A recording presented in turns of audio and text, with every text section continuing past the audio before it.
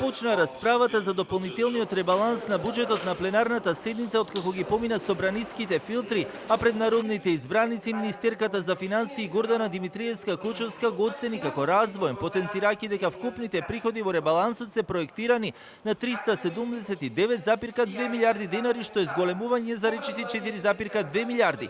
Вкупните расходи се проектирани на 425,2 милиарди денари. Со овие измени обезбедуваме средства за исплата на зголемени плати во секторите каде што е предвиден раст, дополнителна поддршка за земјоделство, повеќе средства за социјална заштита и за општините. Она што особено го издвојува овој ребаланс е обезбедувањето дополнителни средства за забрзување на инвестицискиот циклус и реализација на инфраструктурните проекти. Опозицијската СДСМ пак реагираше дека како што велат тоа според нив не било развоен буџет, туку сметководствен, а власта само ги книжи последиците од како што велат лошото раководство. Буџетот има простор за поголем дефицит, но нема доволно визија за продуктивниот сектор. Граѓаните не живеат во буџетски табели, ниту во владените графикони за просеци или успеси.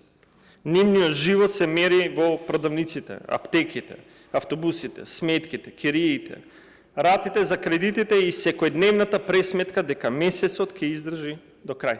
И тоа е просторот во кој исчезнува владината само пофалба и почнува реалниот живот. Преку буџетот расправата на моменти се префрли на локално ниво за време на дискусијата која имаа пратеникот Халил Снопче и Дафина Стојановска, која пак му реплицираше на Снопче малку повеќе внимание да обратели на локалната политика со иста мера како што се грижеле за буџетот. Снопче пак со прашање, но и подсетување до парламентарното мнозинство, дали се сеќаваат на моментите кога тие ги поддржуваа политиките на тогашниот градоначалник на Гостивар Арбен Тарабари.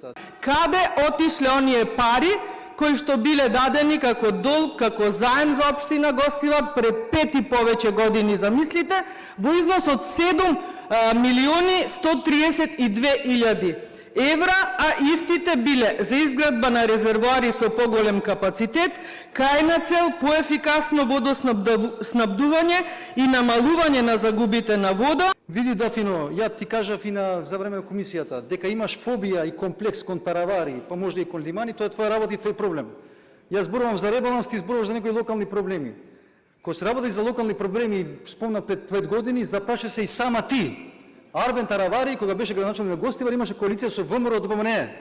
И било која одлика на општина Гостивар, било која одлука донесена од Советот на општина Гостивар е поддржана од ВМРО ДПМНЕ.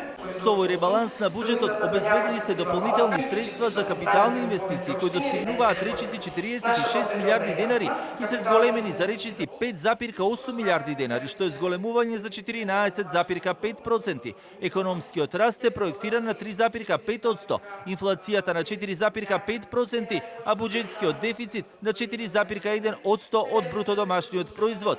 За ребалансот на буџетот поднесени беа вкупно 224 амандмани, од кои 90 се од ДУИ, 78 од СДСМ, 51 од Левица и 5 од Вреди.